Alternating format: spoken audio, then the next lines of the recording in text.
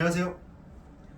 오늘 2023년도 해경 간부시험 14번째 문제를 풀어볼 시간입니다. 오늘 14번째 시간이네요. 오늘 문제는 형법 총론 중에서 형벌론, 그 중에서도 형벌론의 꽃이라고 할 수 있는 몰수와 추징에 관한 판례를 살펴보는 시간입니다.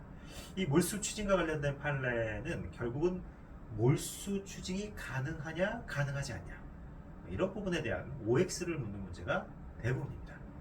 오늘 문제도 바로 그런 문제의 일환으로 출제되었고요. 문제가 그렇게 난이도가 높진 않습니다. 그리고 좀 최신 판례가 들어가죠. 뭐 비트코인이라든지 이런 부분들. 그래서 이 판례는 결론을 잘 암기하고 있는지를 확인하는 문제라고 생각하시면 될 것 같아요. 그래서 오늘 문제도 어떤 이론 문제를 공부하지는 않을 거고요. 따로 이론적인 부분을 바로 문제로 들어가서 한번 검토해 보도록 하겠습니다. 자, 오늘 문제 한번 보시면 다음 보기 중 몰수 또는 추징할 수 있는 것은 모두 몇 개인가 이렇게 묻고 있죠. 모두 몇 개인가. 다툼이 있는 경우는 판례에 의한다. 이렇게 되어 있고, 자, 먼저 기억.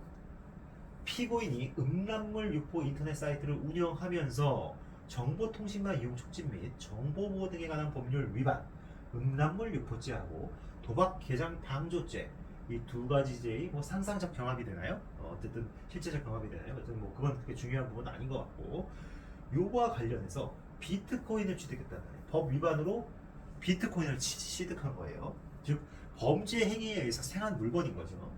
따라서 이 경우에 이 비트코인을 몰수할 수 있느냐? 판례는 가능하다. 이렇게 봤어요. 가능하다. 그래서 이거는 암기해 두시면 될 것 같아요. 비트코인도 몰수 추징의 대상이 될 수 있다. 자, 그 다음에 니은.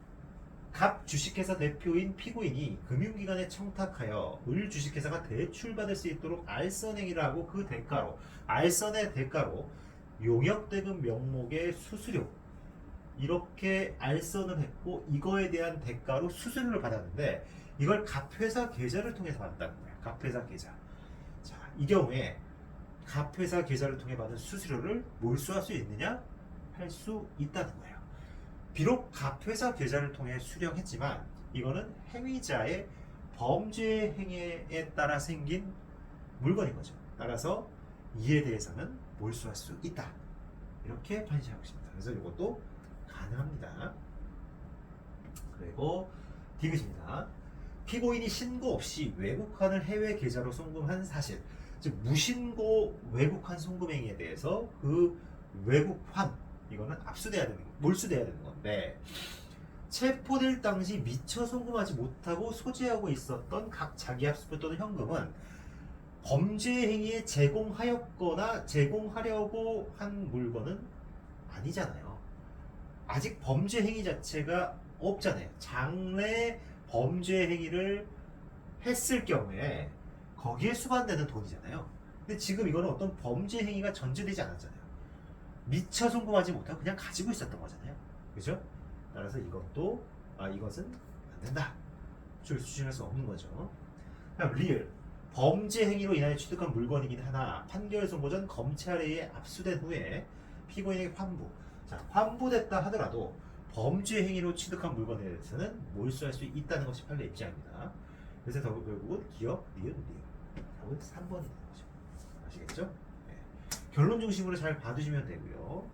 자, 보시면 비트코인과 관련해서 비트코인은 재산적 가치가 있는 무형의 재산이라고 보아야 하고 몰수의 대상이 비트코인이 특정되어 있다는 이유로 비트코인은 몰수할 수 있다. 이렇게 판시한 거죠. 그 다음 디귿도 여기 니은 보시면 수수료에 대한 권리가 갑회사에 기속된다고 하더라도 행위자인 피고인으로부터 수수료로 받은 금품을 몰수 또는 그 가액을 추징할 수 있기 때문에 피고인이 개인적으로 실제 사용한 금품이 없다 하더라도 이는 마찬가지다. 이렇게 보고 있고요. 그 다음에 범죄 행위에 제공하였거나 제공하려고 한 물건인데, 여기서 범죄 행위에 제공하려고 한 물건이란 범죄 행위에 사용하려고 준비했으나 실제 사용하지 못한 물건. 범죄 행위에 제공하려고 한 물건이란 범죄 행위에 사용하려고 준비했으나 실제 사용 못한 것들, 이런 거예요.